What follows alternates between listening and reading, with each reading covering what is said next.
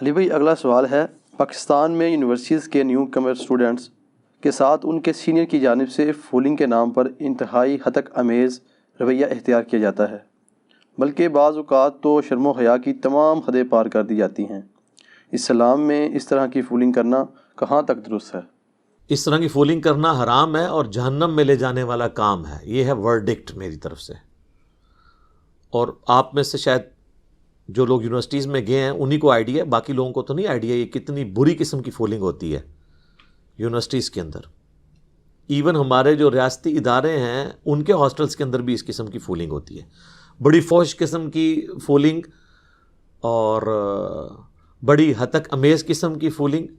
بعض لوگوں نے فولنگ کی وجہ سے یونیورسٹیز چھوڑ دی ہیں، بعض بچے ایسے ہیں جنہوں نے خودکشیاں کر لی۔ اب انسان ویسے حیران ہوتا ہے یہ کیسے ہو گیا خودکشی کر لی؟ سر ہر بندے کا ٹیمپرامنٹ ایک جیسا نہیں ہوتا۔ بعض لوگ ایک چھوٹی سی بات کو اتنا دماغ پہ سوار کرتے ہیں کہ وہ اپنے آپ کو نقصان پہنچا دیتے ہیں۔ بعض تو ایسے ہوتے ہیں دوسرے کو جا کے مار دیتے ہیں، بعض ایسے ہیں جو اپنے آپ کو مار لیتے ہیں، بعض لوگ کہتے ہیں میں پڑھوں گا ہی نہیں۔ تو اس قسم کی فولنگ کرنا نیو کمرز کے لیے تو آپ کو ایک سینئر کے طور پہ انہیں گائیڈ کرنا چاہیے۔ اس لحاظ سے میں کہوں گا ہماری جو مذہبی تنظیمیں ہیں نا یونیورسٹیز کے اندر، چاہے وہ تبلیغی جماعت ہو، دعوت اسلامی ہو، جمعیت والے ہوں، یہ سب وہ لوگ ہیں جو نیو کمرز کو فولنگ سے بچاتے ہیں، چاہے وہ اسلامی یونیورسٹی ہو، انجینئرنگ یونیورسٹی ہو، باقی یونیورسٹیز ہوں۔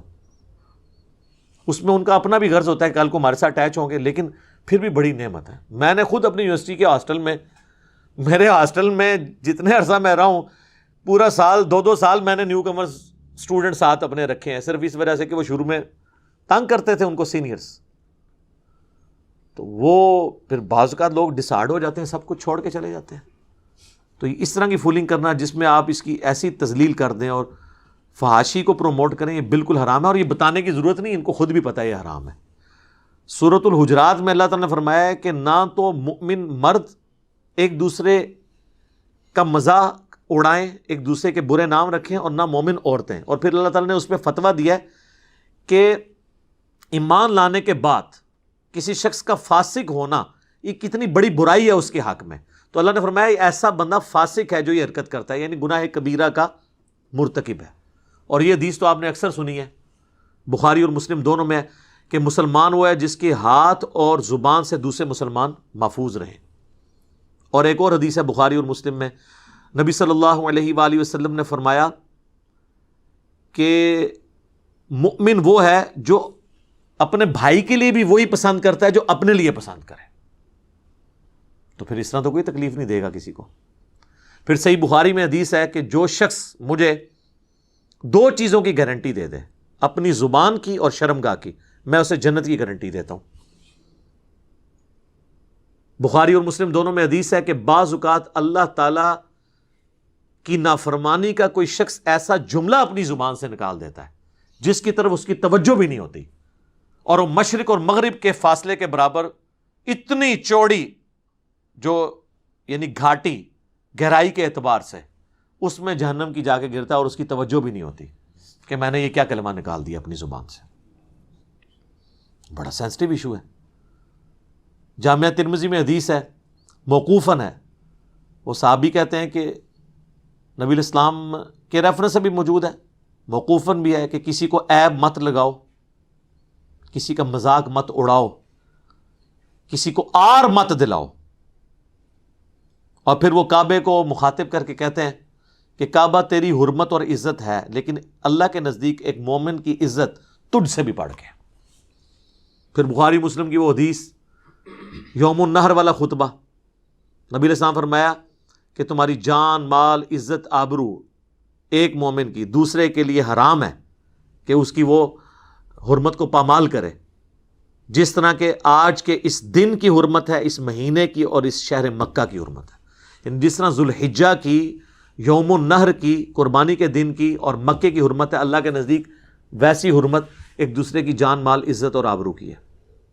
تو لوگ تو نہیں خیال کرتے۔ جامعہ ترمذی میں حدیث ہے، ہلاکت ہے، ہلاکت ہے، ہلاکت ہے اس شخص کے لیے جو محض لوگوں کو ہنسانے کے لیے جھوٹ بولتا ہے، اس کے لیے ہلاکت ہے۔ کتنا خطرناک معاملہ ہے. تو مزاح ہے اسلام میں, مذاق اڑانا نہیں ہے. اس پہ میری الگ سے ایک ویڈیو ہے, وہ ٹاپک دوسری طرف چلا جائے گا. صحیح بخاری میں حدیث ہے, نبی علیہ السلام نے فرمایا دیکھو کسی شخص کا اگر کسی دوسرے شخص کے اعتبار سے اس پہ حق نکلتا ہے نا, تو دنیا میں ہی معافی تلافی کر لو, قیامت کے دن یہ معافی تلافی نہیں ہوگی بلکہ اپنی نیکیاں دینی پڑیں گی, اور جس کی نیکیاں بھی ختم ہو جائیں گی اسے اپنے جو دوسرے کے گناہ اپنے نامہ اعمال میں ڈلوانے پڑیں گے, تب اس کی خلاصی ہوگی. یہ صحیح بخاری کے الفاظ ہیں, اور مسلم شریف میں تو اس سے بھی آگے ہیں. نبی علیہ السلام نے فرمایا جانتے ہو مفلس کون ہے؟ صحابہ نے کہا ہم تو مفلس اسی کو سمجھتے ہیں جس کے پاس دنیا کا متاع مال نہ ہو. آپ نے فرمایا میری امت کا مفلس وہ ہے جو نماز, روزہ, حج, زکوٰۃ ڈھیروں ڈھیر لے کے آیا, لیکن اس حال میں کہ دنیا میں کسی کو گالی دی, کسی کو مارا, کسی کو پیٹا, کسی کی عزت پامال کی, کسی کا خون بہایا, ذہنی ٹارچر کیا کسی کو, تو قیامت والے دن وہ شخص آ کے کہے گا اللہ مجھے بدلہ چاہیے, تو اللہ تعالیٰ فرمائے گا اتنی اتنی نیکیاں اس کے بدلے لے لو, کیونکہ آخرت کے دن کی کرنسی کیا ہے؟ نیکیاں. حتیٰ کہ اس کی ساری ڈھیروں ڈھیر نیکیاں ختم ہو جائیں گی, اور ابھی بھی لوگ باقی ہوں گے جنہوں نے بدلہ لینا ہوگا. پھر اللہ فرمائے گا اس کی نیکیاں تو ختم ہو گئی ہیں, اب اس طرح کرتے ہیں کہ تمہارے گناہ اس کے نامہ اعمال میں ڈالتے ہیں. وہ نیکیاں کیا گناہ بھی بڑھانے شروع ہو جائیں گے, اس کے نیکیاں تو ختم ہوئی, اور پھر اسے دوزخ میں ڈال دیا جائے گا. نبی علیہ السلام فرمایا میری امت کا مفلس یہ شخص ہے. اللہم لا تجعلنا منہم, اللہم اجرنا من النار. اور یہ انصاف کا معاملہ اس حد تک ہے کہ صحیح مسلم میں حدیث ہے کہ دنیا میں اگر کسی سینگ والی بکری نے بغیر سینگ والی بکری کو سینگ مارا ہوگا نا, تو اللہ تعالیٰ بغیر سینگ والی بکری کو سینگ دے گا, اور جس کے سینگ تھے دنیا میں اس کے سینگ ختم کر کے کہے گا اب اس سے بدلہ اتار. اگر جانور بھی بدلہ اتاریں گے تو انسانوں کا بدلہ نہیں دلایا جائے گا. تو لہٰذا یہ فولنگ کرنا, کسی کی دل آزاری کرنا, کسی کو زبان سے ٹارچر کرنا, کسی کو تکلیف دینا, یہ تو اپنے لیے جہنم کمانے والی بات ہے. تو اس طرح کی یونیورسٹیز میں جتنی فولنگز ہو رہی ہیں, ویسے تو اب جب سے سیاسی جماعتوں کا اثر و رسوخ یونیورسٹی سے ختم ہوا ہے اور تھوڑا سا پڑھائی کا کلچر عام ہوا ہے, اب کافی حد تک فولنگ کنٹرول ہو گئی ہے, لیکن ابھی بھی 100% نہیں ہوئی ہے. یونیورسٹی انتظامیہ کا کام ہے کہ وہ اس کے اوپر چیک رکھے, کیونکہ بعض اوقات بڑا یعنی بے حیائی والے معاملات اس کے اندر ہوتے ہیں اور لوگ بڑے ڈسہارڈ ہوتے ہیں. میں نے بتایا خودکشیاں کی ہیں لوگوں نے یونیورسٹیز چھوڑ کے, اور پھر وہ بھی یہ ہے کہ وہ بعض اوقات بیچارے کوئی اتنے سادہ لوگ ہوتے ہیں ان کی ہی بار بار لوگ فولنگ کرتے رہتے ہیں, کیونکہ بیچارے وہ اپنا دفاع نہیں کر پاتے. ہر کوئی بندہ تیز ترار تو نہیں ہوتا, تو وہ بڑا مشکل وقت ہوتا ہے یونیورسٹیز کے شروع کے کوئی 3-4 مہینے جو ہے نا, اس میں بڑی عجیب و غریب قسم کی ایکٹیویٹیز پرفارم کرواتے ہیں, خصوصاً جہاں پہ کو ایجوکیشن ہے وہاں تو اب سینئرز جو ہے نا وہ اسٹوڈنٹس کو پھول دے کے بھیجتے ہیں کہ جی فلاں جا کے اس فلاں لڑکی کو جا کے پھول دے آؤ. اب مجھے بتائیں اب یہ حرکت یعنی وہ فلاں لڑکی اگر اس کی بھیجنے والی کی بہن ہو تو وہ یہ گوارا کرے گا کہ یہ حرکت کروائے؟ اس میں پھر بعض اوقات پھر معاملات بگڑ بھی جاتے ہیں, لڑائی جھگڑے تک بھی نوبت آ جاتی ہے, شکایت ہو جاتی ہے, الٹا اس بیچارے کا قصور ہی کوئی نہ ہو اس کا نقصان ہو جائے, دشمنیاں پر اپنے لگ پڑتی ہیں, اور یہ معاملات پھر آگے سے آگے چلتے ہیں. لہٰذا میں تو یعنی یونیورسٹیز کا یہ جو فولنگ والا ایشو ہے نا جی, یہ اچھا ہوا سوال آیا, ہم نے اسے انٹرٹین کیا. اس کے حوالے سے بھئی آپ دیندار ہیں, دیندار نہیں ہیں, جو بھی ہے یہ معاملہ اللہ اور آپ کا ہے, لیکن جو حقوق العباد والا معاملہ ہے نا یہ اتنا اسٹرکٹ ہے کہ اس کے معاملے میں اللہ تعالیٰ نے کسی کا لحاظ نہیں کرنا جب تک وہ بندہ معاف نہیں کرتا. لہذا دنیا میں اس قسم کی حرکتیں نہ کریں کہ لوگوں کے دل سے آپ کے لیے غم نہ جائے, غصے کی کیفیت ہو, اور وہ بس انتظار کر رہے ہوں کہ جب مجھے موقع ملے گا تو میں نہیں چھوڑوں گا. یہی ہوتا ہے نا. اب چلے ایک بات چل نکلی ہے تو میں آپ کو ایک ضمناً اس میں بتا دوں, یونیورسٹیز میں فولنگ کے اندر وہ والے کام بھی بعض اوقات ہو جاتے ہیں جو آج کل مدرسوں میں مفتیوں کی ویڈیو لیک ہو کے آ رہی ہیں, یہ والے کام بھی ہو جاتے ہیں. تو اب ظاہر ہے ایک بندے کو ذہنی طور پہ ٹارچر کرنے والی بات ہے. تو مدرسوں کے اندر بھی اس قسم کے بچوں کے ساتھ معاملات ہو رہے ہیں, اور بڑا ایک یعنی دکھ کا معاملہ ہے. اب لوگ کہہ رہے ہیں جی علماء کے خلاف سازش ہو رہی ہے, ان کی ویڈیوز لیک ہو رہی ہیں. سر سازش تب ہو رہی ہو جب آپ کے علماء کی یہ ویڈیوز گن پوائنٹ پہ بنوائی جائیں, جب ان کی ویڈیوز انہوں نے اپنی مرضی سے بنائی ہوئی ہیں, یعنی اس اعتبار سے کہ کام انہوں نے خود کیا، کسی نے چوری چھپے بنائی ہیں، تو ان کے خلاف سازش تو نہیں ہے، یہ وہ خود انہوں نے اپنے خلاف سازش کی ہے۔ تو ایک تلخ حقیقت ہے کہ یہ ویڈیوز اب آنا شروع ہوئی ہیں، یہ کام پہلے سے یہ لوگ ڈالتے ہیں، ان کو چھوڑتے ہیں۔ میں ان کو ان کے بزرگوں کا حوالہ دیتا ہوں۔ تاریخ ابن کثیر جو ہے نا، ابن کثیر جو ہیں یہ شاگرد ہیں امام ابن تیمیہ کے، اور بریلوی دیوبندی اہل حدیث تینوں کے نزدیک ان کی تفسیر ابن کثیر قرآن کی مانی جاتی ہے۔ انہوں نے تاریخ ابن کثیر بھی لکھی ہے، اس کے اندر انہوں نے یہاں تک لکھا ہے اس ولید بن عبد الملک والے چیپٹر کے اندر، جب خلفاء کا وہ ذکر کرتے ہیں، یعنی جو ملک ہیں ان کا ذکر، اس میں وہ لکھتے ہیں کہ ہمارے جو مسلمانوں کے حکمران ہیں، حکومتی عہدے دار ہیں، قاضی ہیں یعنی ججز، اور مذہبی پیشوا، اور یہ جتنے انہوں نے دینی سارے وہ عہدے گنوا کے نا ایک ایک کا ذکر کر کے، ہم انشاءاللہ جے پی جی ڈال دیں گے عربی والا، کیونکہ اردو ترجمے میں انہوں نے اس کو کھا ہی دیا ہے، کیونکہ ترجمہ کرنے والے خود اس میں بیچ میں آ رہے ہوتے ہیں نا، ان کے مدرسے آ رے ہوتے ہیں۔ یہ سارا لکھا انہوں نے کہا یہ سب کے سب قوم لوط والے عمل میں مبتلا ہیں سوائے چاند ایک کے۔ یہ 700 سال پہلے کی بات ہو رہی تھی، ہن کتنا کام چکیا ہوئے گا۔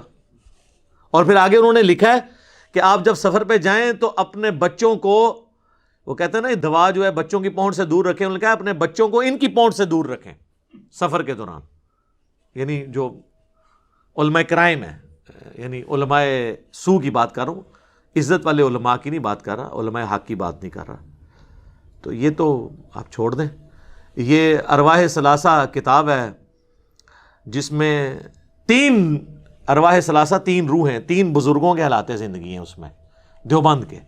اس میں حکایت لکھی ہوئی ہے کہ رشید احمد گنگوئی صاحب جو ہے نا، اور قاسم نانوتوی جنہوں نے مدرسہ دیوبند بنایا، قاسم نانوتوی، یہ وہی قاسم نانوتوی ہیں جن کے بارے میں اسی کتاب میں لکھا ہے کہ مرنے کے 6 سال کے بعد قبر سے نکل کے مولویوں کی صلح کروا کے دوبارہ قبر میں چلے گئے، خواب میں نہیں بیداری میں۔ یہ وہ والے مشہور زمانہ قاسم نانوتوی صاحب جنہوں نے مدرسہ دیوبند بنایا۔ تو ان کے بارے میں لکھا ہوا ہے کہ ان کو رشید احمد گنگوئی صاحب جو ان کے شیخ تھے، وہ کہنے لگے کہ میاں آپ ہمارے ساتھ بستر پہ لیٹ جائیں۔ وہ بڑے عجیب و غریب قسم کے الفاظ ہیں، میں تو اس طرح کے پڑھ کے بھی نہیں سناتا، آپ کو جے پی جی لگا دیں گے، آپ خود پڑھ لیجیے گا۔ وہ اپنے ساتھ لٹاتے ہیں، پھر خود ساتھ ان کے لیٹ جاتے ہیں، اس کے بعد وہ پھر کروٹ ان کی طرف کرتے ہیں، پھر ان کے سینے پہ عاشق صادق کی طرح ہاتھ رکھتے ہیں۔ یہ الفاظ موجود ہیں، عشق مجازی ہوئے گا، جس طرح مادھو لال سہندہ بھی عشق مجازی ہے، ہندو منڈا تے بابا جڑا مسلمانہ دا، ٹھیک ہے جی۔ اور پھر اس پہ قاسم نانوتوی صاحب کہتے ہیں کہ حضرت یہ لوگ کیا سوچیں گے، یہ جو آپ ان کا جو لوگوں کو کہنے دو جو کہتے ہیں۔ تو اب آپ یہ چیز دیکھیں، یہ ساری چیزیں وہ پبلکلی کر رہے تھے، پبلکلی اتنا ہی کر سکتے تھے نا، اگلا سٹیپ تو وہ چپ چپ آگے ہوتا ہے نا، پبلکلی یہی کچھ ہی ہو سکتا ہے نا، اس سے آگے تو پبلکلی تو نہیں کر کے دکھا سکتے۔ تو جتنا پبلکلی زیادہ سے زیادہ پاسبل تھا انہوں نے کر کے دکھایا ہے، اور اس سے بڑی بیوقوفی ان لوگوں کی جو یہ پرنٹ کر رہے ہیں۔ اب ہم پہ تو نہیں غصہ کھانا چاہیے، یہ پرنٹ تو آپ لوگ خود کر رہے ہیں، یہ نہیں ہے کہ یہ بریلویوں نے پرنٹ کیا ان کے بارے میں، یہ تو خود انہوں نے پرنٹ کیا اپنے بارے میں۔ تو یہ سلسلہ شروع سے ہی اس طریقے سے چلتا آیا ہے۔ اب لیکن یہ اتنا ہی اس میں رپورٹ ہوا ہے، اگلی قسط جو ہے نا اس کتاب میں نہیں لکھی ہوئی، ہو سکتا ہے ہو سکتا ہے نہ ہو، مطلب میں اس کا نہ انکار کرتا ہوں نہ اقرار کرتا ہوں، کیونکہ اگر میں نے انکار کر دیا تو اللہ کے حضور پکڑا نہ جاؤں، اقرار کر لیا تب بھی پکڑا جا سکتا ہوں کہ بھئی تجھے کون سا پتا چلا تھا کہ یہ ہو گیا۔ اس نے ظاہر رکھتے ہیں کہ اس سے آگے نہیں معاملہ گیا ہوگا پبلکلی، لیکن جتنا گیا وہ اتنا بھی ہمارے لیے کافی ہے۔ یہ سٹیٹمنٹ پڑھ کے مدرسے کے اسٹوڈنٹ کو اپنے بزرگان دین کی یہ علمی خدمات یہ لوگ بتا سکتے ہیں، تو آپ دیکھ لیں۔ دوسری کی اس میں بیان کر دئیے یار، رہنے دیں نہیں یار، وہ پھر کہیں گے یہ بالکل اس طرح کر رہا ہے اور وہ کر رہا ہے، کتابوں سے کر رہے ہیں۔ چلے جی، بلال بھائی کہہ رہے ہیں کتابوں سے ہی کر رہے ہیں نا، تو چلیں ہم کنٹرول الفاظ میں، وہ اتنے فلمی الفاظ تو میں استعمال نہیں کر سکتا۔ تذکرۃ الرشید ایک کتاب ہے جس میں رشید احمد گنگوئی صاحب کا تذکرہ ہے، یعنی ان کے حالات زندگی ہیں اور ان کے اپنے چاہنے والوں نے بیان کیے ہیں۔ اس میں اس کی اگلی اور سمجھ لیں آخری قسط ہے، یا آج جو ہم بیان کر رہے ہیں یہ آخری قسط ہوگی ان کے لیے۔ اس میں اس خواب کا ذکر موجود ہے، یہ تو بیداری تھی نا، کہ وہ عاشق صادق کی طرح لیٹے، اور قاسم نانوتوی کو بھی سمجھ آ گئی، انہوں نے کہا میاں کیا کر رہے ہو، لوگ کیا کہیں گے۔ اس کی اگلی قسط یہ ہے کہ تذکرۃ الرشید میں لکھا ہے کہ رشید احمد گنگوئی صاحب کہتے ہیں کہ میں نے ایک رات خواب میں دیکھا کہ مولانا قاسم، جن کو انہوں نے پہلے لٹایا تھا اور سینے میں فیض ٹرانسفر کیا تھا، وہ دلہن کی شکل میں میرے عقد میں آئی ہیں۔ جی جی جی جی جی، وہ دلہن کی شکل میں، یہ نہیں انہوں نے کہا کہ میری دلہن اس شکل میں آئی، انہوں نے کہا وہ دلہن کی شکل میں میرے خواب میں آئیں، عقد میں آئی، خواب میں ہی انہوں نے دیکھا۔ اور اس کو آگے بیان کرنے سے پہلے میں بتا دوں کہ بخاری مسلم دونوں میں حدیث ہے کہ خواب کی 3 اقسام ہیں، اللہ کی طرف سے، شیطان کی طرف سے، یا نفس کی طرف سے۔ نفس کی خواہشات بھی بعض اوقات اس طرح سامنے آتی ہیں، جیسے عمران خان صاحب نے 2013 میں کہا کہ میں نے خواب دیکھا ہے کہ میں پرائم منسٹر بننے والا ہوں، کلین سویپ کیا ہے۔ اس وقت تو نہیں ہوا، بعد میں کلین سویپ نہیں ہوا، پرائم منسٹر وہ بن گئے۔ تو اس وقت جو خواب انہوں نے دیکھا تھا نا، وہ ان کی نفس کی خواہش تھی، وہ سامنے آئی۔ ہر وقت جب بندہ سوچے تو کچھ نہ کچھ تو ہو جاتا ہے۔ ڈاکٹر طاہر القادری صاحب نے تو آپ میں سے کئی لوگوں کی پیدائش سے پہلے یہ خواب دیکھا ہوا ہے، تو نفس کی خواہش ہی تھی نا، ہوئی تو نہیں، کوئی غیبی خبر تو نہیں تھی وہ والی۔ تو کہتے ہیں نہیں، میں نے خواب میں دیکھا کہ وہ جو ہیں وہ دلہن کی شکل میں میرے پاس آئی ہیں، اور پھر وہ ان کا نکاح ہوا، اس کے بعد پھر روحانی اولاد بھی ہوئی۔ ہاں جی، اور اس کے بعد یار یہ اگر کسی کو خواب آیا بھی تھا تو ظالموں اس کو لکھنے کی کیا ضرورت تھی؟ اور اس میں وہ لکھتے ہیں، اور پھر آگے اب لکھنے والے کو بھی شرم نہیں آ رہی، اب اس کی وہ تعویل کر رہا ہے، وہ کہہ رہا ہے جی یہ خواب کی تعبیر اصل میں یہ تھی کہ مولانا قاسم نانوتوی صاحب نے رشید احمد گنگوئی صاحب کے شاگردوں کی، اسٹوڈنٹس کی تربیت کرنی تھی بات میں، تو اس سے انہوں نے یہ بھائی تربیت کرنے کے لیے بیوی بن کے ان کے عقد میں آنا اور پھر اس سے اولاد پیدا ہونا، یہ پورا کام ہونا ضروری تھا۔ اگر یہ سمجھتے ہیں نا کہ اس خواب میں کوئی مسئلہ نہیں ہے تو سر بیان کرو، پوری دنیا کی دیوبند کی مساجد میں اگلی دفعہ یہ خواب بیان کیا جائے بزرگوں کی کرامات کے طور پر۔ بھائی جو چیز ہوگی آپ فخریہ بیان کریں گے نا، جس عقیدے سے آپ لوگ منہ چھپاتے پھریں، تو صحیح مسلم کی حدیث ہم آپ پہ فٹ نہ کریں، گناہ وہ جو تیرے دل میں کھٹکے اور تو اس بات سے ڈرے کہ لوگ اس پر مطلع ہو جائیں۔ چلے آپ تشریح کے ساتھ بیان کرتے ہیں، لیکن ان کو پتہ ہے کہ اب لوگ جو ہیں وہ بٹ دماغ نہیں ہیں، لوگ تو پوچھیں گے میاں یہ کیا ہوا۔ اسی لیے میں نے اپنے اسٹوڈنٹس کو کہا کہ ان کو آپ سمجھانے کے لیے پورا واقعہ لکھیں گے تو ان کا دل دکھے گا، آپ صرف لکھ دیا کریں میاں، آگے وہ سائن اس طرح، وہ جو سیدھی لائن اور نیچے چھوٹا سا ٹھمکا، ایکسکلیم ود جوائے یا ایکسکلیم ود سارو، وہ سائن ڈال دیا کریں۔ تو اب یہ چیزیں انہوں نے کتابوں میں چھاپی، ہم صرف راوی ہیں بیان کرنے والے، ان کا دین اس قابل نہیں ہے، ان کے بابوں کا دین، کہ اس کو یہ بیان بھی کر سکے۔ پھر لوگ کہہ رہے ہیں فرینزک کروا رہے ہیں، یہ جی ویڈیوز ہی جعلی نکل رہی ہیں، واہ واہ۔ اور ایک مفتی صاحب کہتے ہیں کہ جی وہ چہرہ میرا دھاڑ نیچے کسی اور کا لگا ہوا ہے، تو آپ جو چہرے سے بھی جو کچھ کر رہے ہیں، جو آپ یعنی اس سے اذکار کر رہے ہیں، وہ سارے لوگوں کو نظر نہیں آ رہے، اس چہرے سے جو پھول جھاڑ رہے ہیں وہ لوگوں کو نظر نہیں آ رہے ہیں، دھاڑ اگر کسی اور کا لگا ہوا ہے سب کو نظر آ رہا ہے۔ اور دوسرے ایک مولوی کو دیکھیں، وہ تو اب اندر ہو گیا ہے، اس نے اپنے بابوں کو، مفتیوں کو بچانے کی خاطر کہہ دیا کہ صحابہ کرام نعوذ باللہ ان سے بھی تو یہ ہوئی ہیں۔ حضور اکرم صلی اللہ علیہ وسلم کے زمانے میں، پاک زمانے میں، کیا ایسے واقعات پاک محفوظ عن الخطا لوگوں سے نہیں ہوئے؟ ایک مشہور عالم دین ہے اور اس کی ساری چیزیں، حالات، واقعات صبح شام مفتی صاحب کے ہمارے اوپر واضح ہیں، اور ان کو نشے میں، چائے میں نشہ دیا گیا، ویڈیو کے اندر صاف موجود ہے کہ وہ اس کی حرکتیں بے قصد ہیں، ہم کو ان کے ساتھ دینا چاہیے۔ کل تک یہ لوگ جو ہیں وہ عصمت صحابہ کا رونا روتے تھے، اور آج یہ لوگ، وہ پنجابی میں ایک محاورہ ہے کہ باندری دے پیر جدو سڑن لگ دینا تو اپنے بچے پیروں تھلے دے لیندی، یعنی بندریا کے جب پاؤں جلتے ہیں نا دھوپ کی وجہ سے، تو اپنی جان بچانے کے لیے اپنے بچوں کو پاؤں کے نیچے لے لیتی ہے۔ تو جب ان مفتیوں نے دیکھا کہ مطلب ہماری عزت سٹیک پہ لگنے لگی ہے، انہوں نے پھر صحابہ کرام کا نام یوز کرنا شروع کر دیا. پنڈی میں ایک دیوبندیوں کا بڑا مفتی ہے. ویسے تو اب آلموسٹ ہر فرقے سے ہی لوگ نکل رہے ہیں، اور آلموسٹ اس کام پہ تو فرقوں کا اجماع ہو چکا ہے علماء کا، پبلک کا نہیں، علماء کا. تو اب لوگ کہتے ہیں نہیں علماء کی عزت نہیں کرتے. آپ عزت اہل حدیث کی بھی آئی ہیں، ان کی بھی ویڈیوز آئی ہیں، کوئی نہیں بچا، ساروں کی آ رہی ہیں. بہرحال اس سے یہ فائدہ ہوا ہے، آئندہ کے لیے یہ لوگ محتاط ہو جائیں گے.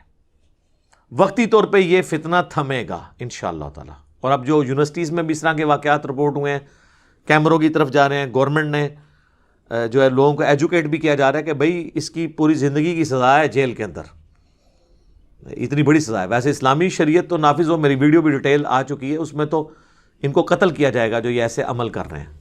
اور مفعول بھی اگر رضامند تھا تو دونوں قتل ہوں گے، اور اگر صرف فاعل نے زبردستی کیا ہے تو صرف اسے قتل کیا جائے گا. جامع ترمذی میں، ابو داؤد میں یہ ساری احادیث موجود ہیں. میں نے ڈیٹیل کے ساتھ پچھلے دنوں ویڈیو ریکارڈ کروا دی، وہ آپ دیکھ لیں.